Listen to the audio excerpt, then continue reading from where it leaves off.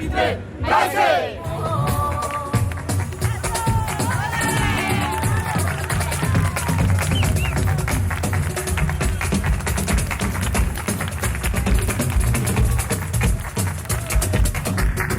Vaya concierto bonito va a ser aquí al lado con estas vistas de los campos de lavanda, de verdad que estoy flipando.